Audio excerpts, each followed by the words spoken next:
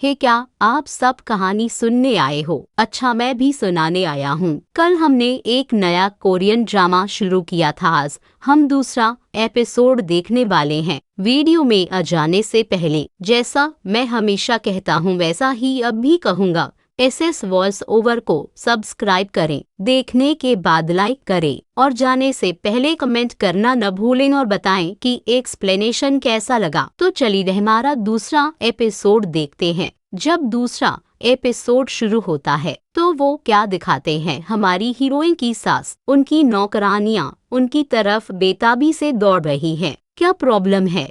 पता चलता है किसी की हत्या हुई है। किसकी हत्या हुई? क्या हुआ? अभी किसी को पता नहीं। ओह माय गॉड, किसने किया? कौन शामिल था?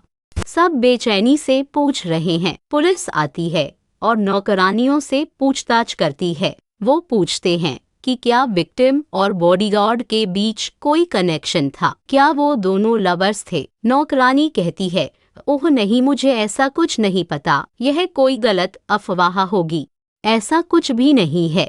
हीरोइन का चेहरा पूरा खून से सना हुआ है और हीरो बस चुपचाप उसे देख रहा है। फिर वो पुराना सीन दिखाते हैं। हीरो को लाते हैं और इंट्रोड्यूस करते हैं। अब से है आपका नया बॉडीगार्ड होगा।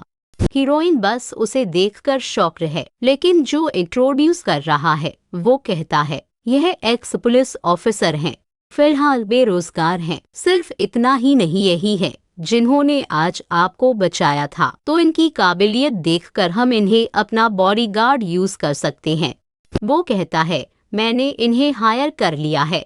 तुरंत पति कहता है अच्छा अच्छा, ठीक है, थपथ पाता है और चला जाता है। लेकिन हीरोइन उसे अजीब तरह से देखती रहती है और हीरो भी वैसे ही देखता है। हीरोइन और उसका पति आज के चीफ गेस्ट हैं। अगर आप दोनों को देखें तो वो आज फाउंडेशन के लिए बहुत कीमती नेकलेस गिफ्ट कर रहे हैं। सिर्फ इतना ही नहीं, मोहम्मद जो ग्राउंड प्रिंस हमने पहले देखा था, वो कहता है मैं 5 मिलियन डोनेट करूंगा इस फाउंडेशन मीटिंग में। अब वो हीरोइन की बैक स्टोरी दिखाते हैं। अगर हीरोइन को देखें तो वो बहुत गरीब परिवार में पैदा हुई थी। सिर्फ इतना ही नहीं, उसकी माँ गोल्फ कोर्स में काम करती थी जहाँ अमीर लोग खेलते थे। उनकी एक ही ख्वाहिश थी कि उनकी बेटी एक बड़ी गोल्फ प्लेयर बने। तुम देख रहे हो न, मेरी माँ को यहाँ मारा जा रहा है। यह कोई और नहीं, मेरी आने वाली सास है। क्या करें?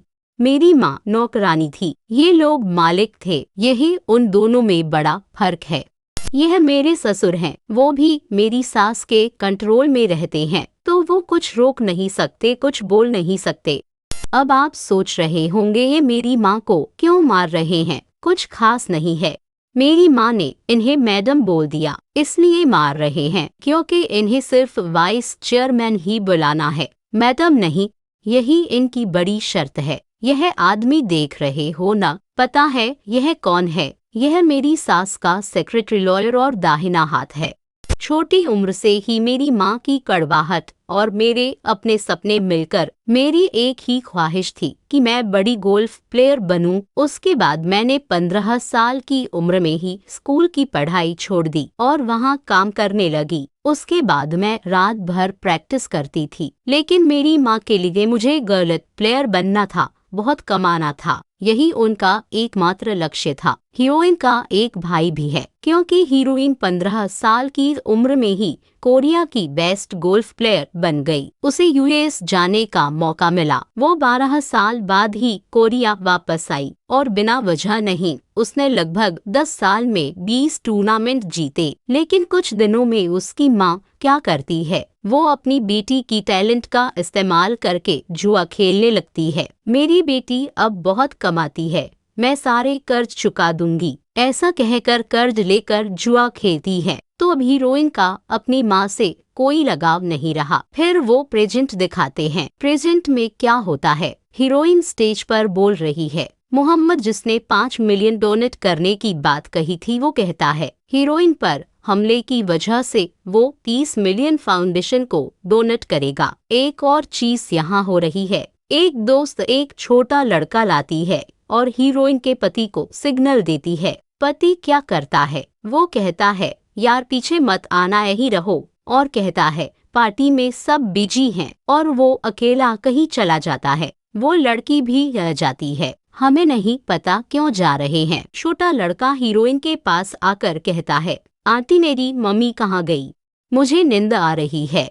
तुरंत हीरोइन उसकी माँ को ढूंढने लगती है। क्योंकि हीरोइन जाती है, हमारा हीरो भी उसके पीछे सपोर्ट के लिए जाता है। एक व्यक्ति फंसा हुआ है, आप सोचेंगे अफेयर चल रहा है, लेकिन हीरोइन पकड़ लेती है और कन्फ्रंट करती है। दोस्त तेजी से दौड़कर आती है और कहती है, वनेसा ऐसा कुछ नहीं है जैसा तुम सोच रही हो, कुछ नहीं है। सब कुछ देखने के बाद हीरोइन कहती है, क्या जैसा सोच रही हो वैसा कुछ नहीं।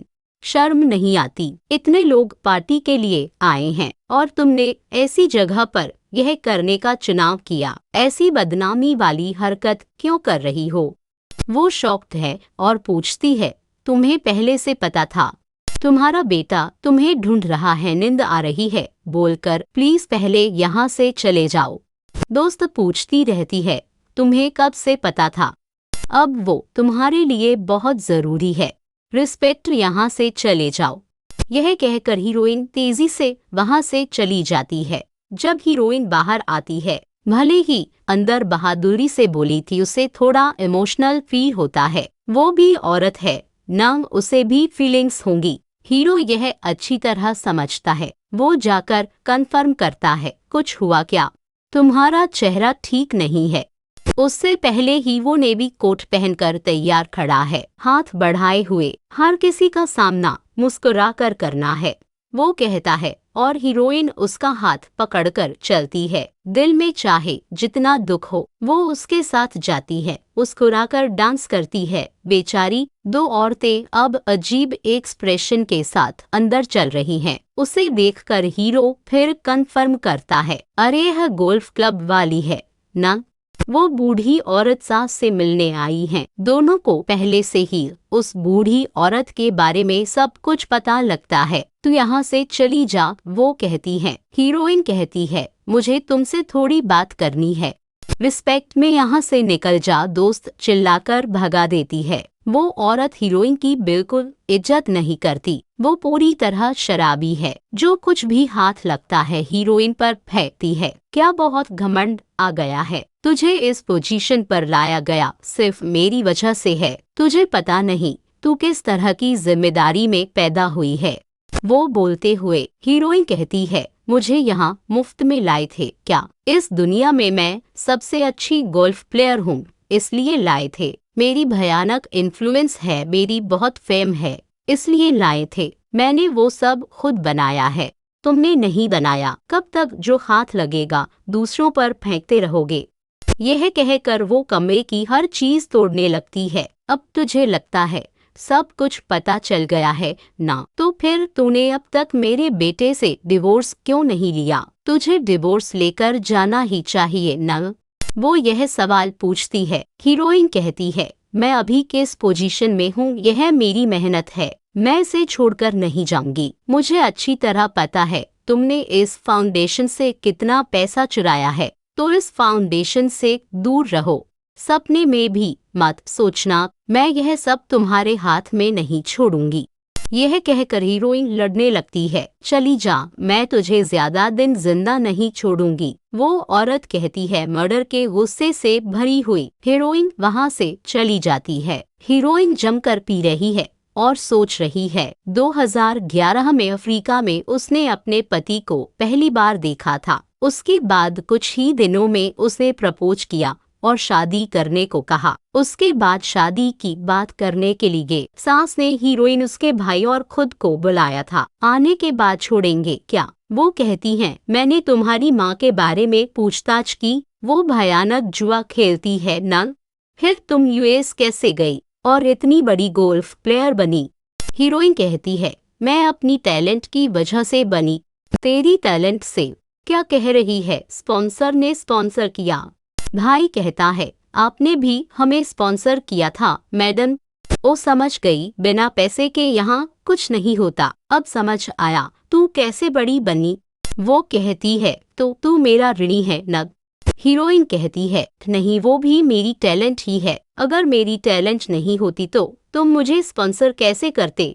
यह कहकर उसका मुंह बंद कर देती है। फिर भी वो उसके भाई को ले जाते हैं और कई एग्रीमेंट पर साइन करवाते हैं। सिर्फ इतना ही नहीं, वो कहते हैं हमने तुम्हारी माँ को इस शहर से बाहर भेज दिया है, तुम्हें खुद अपनी बहन को बताना होगा। भाई थोड़ा हिचकिचाता है, लेकिन वो क्या कहता है वो हमें नहीं दिखाया जाता। यह सब 12 साल पहले हुआ था। इसके बारे में सोचकर हीरोइन जमकर शराब पीकर चल रही है। हीरो उसे देखता है और उसके पीछे चलता है। वो भी जिम्मेदारी से उसे ले जाता है, लिफ्ट में बैठाता है और लिफ्ट बंद करने वाला है, लेकिन वो अपने हाथ से रोक देती है। लिफ्ट बंद हुए बिना हीरो भी लिफ्ट में चढ़ जाता है। वो उसका हाथ पकड़ता है, लिफ्ट बंद करता है और ऊपर चला जाता है। वो लड़खड़ाते हुए पूरी शराबी हालत में चल रही है। हीरो के पास कोई चारा नहीं, उसके साथ चलता है। वो अपने बैग से रूम की चाबी भी नहीं निकाल पाती। तब हीरो क्या करता है, वो उसे पकड़कर एक तरफ खड़ा कर देता है, उसके बैग से सब कुछ निकालकर व्यवस्थित करता है। तब हीरोइन पूछती है, सच में तुमने उस दिन मुझे बचाया था, तुम उस रास्ते से गुजर रहे थे।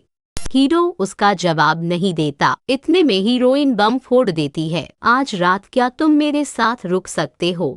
हीरो पूरी तरह शॉक्ड है, बस जमा खड़ा है। उसे समझ नहीं आ रहा क्या जवाब दे। वो कोई जवाब नहीं बोलता। जब हीरोइन को कमरे में ले जाया जाता है, रूम का की कार्ड बाहर गिर जाता है। अब वो पति को दिखाते हैं। वो जमकर पी रहा है, हीरोइन के बारे में सोच रहा है। इसी बीच हीरो हीरोइन से पूछता है, क्या तुम बहुत अकेली हो या सिर्फ दुखी हो। हीरोइन कहती है, नहीं ऐसा कुछ नहीं है। तो फिर मुझे देखकर यह सवाल क्यों पूछा। हीरो पूछता है, बस पूछने का मन किया बस। वो बहुत साधारण तरीके से कहती है। तभी पति आता है और बाहर से दरवाजा खटखटाता है। जब हीरो दरवाजा खोलने जाता है, हीरोइन कहती है, प्लीज दरवाजा मत खोलना, चाबी बाहर है, लेकर अंदर चलते हैं। उसी समय पार्क दौड़ता हुआ आता है। सॉरी सर, मैडम ने शराब पी रखी है, उन्होंने खूब पी है, पता नहीं किस टेंशन में है, उन्होंने चाबी नीचे भूल गई हैं, मैं देता हूँ।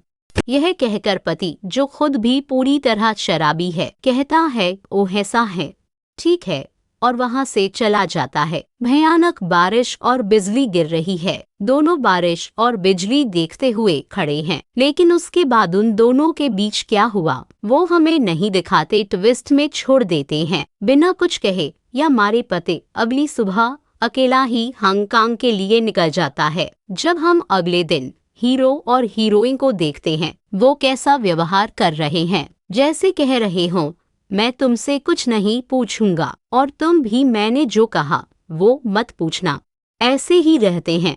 दोनों वैसा ही व्यवहार कर रहे हैं। अब पहली बार हीरो उनके ग्रैंड पैलेस जाता है। एंट्रेंस ही में आधा घंटा लग जाता है उनके घर पहुंचने में। उन्होंने एक बहुत बड़ी बिल्डिंग बना रखी है सिर्फ ठहरने के लिए। उसी बिल्डिंग में उन्होंने हमारे हीरो के लिए भी एक रूम अलॉट किया है। यहाँ ज्यादातर सिर्फ सिक्योरिटी पर्सन ही होंगे, तुम भी यही रहोगे, वो उसे दिखाता है। हीरो को लगता है उनसे अपने दोस्त की हत्या के बारे में पूछना चाहिए, लेकिन फिर भी हीरो नहीं पूछता, क्या पता उसका भी इसमें हाथ हो। यह सोचकर वो छोड़ देता है। अचानक एक नया डायरेक्टर हमें इंट्रोड्यूस किया जाता है। यह कौन है? यह इस घर की पूरी सिक्योरिटी कंट्रोल करता है। वो हीरो से कहता है, हीरोइन आपसे मिलना चाहती हैं। जब हीरोइन हीरो का इंतजार कर रही होती है, वो अपने ससुर द्वारा कही गई बात सोच रही होती है। चाहे जो भी कारण हो, तुम्हें इस फैमिली को नहीं छोड़ना चाहिए। तुम्हें अच्छी तरह पता है मैं सिर्फ तुम पर भरोसा करता हूँ ना। इसी बीच हीरो और उसके दोस्त की एक फोटो गिरकर टूट जाती है। यह उसे कैसे मिली? वो अपने दोस्त के रूम से लेकर आया होगा। उस फोटो के पीछे एक मेमोरी कार्ड है। जब लगाकर देखते हैं तो उसमें एक वीडियो है। क्या वीडियो है? वो हीरोइन के ससुर की मौत से जुड़ा वीडियो है। इसमें कोई रहस्य है, इसीलिए उसने यह वीडियो रखा होगा और चला गया होगा। हीरो को इस पर शक होता है। तो इसके साथ यह एपिसोड खत्म होता है। क्या आपको यह एपिसोड पसंद आया? या मेरा एक्सप्लेनेशन मुझे कमेंट में ज़रूर बताएं। तो कल भी कहानी सुनने ज़रूर आना, मैं भी सुनाने ज़रूर आऊँगा। Bye bye.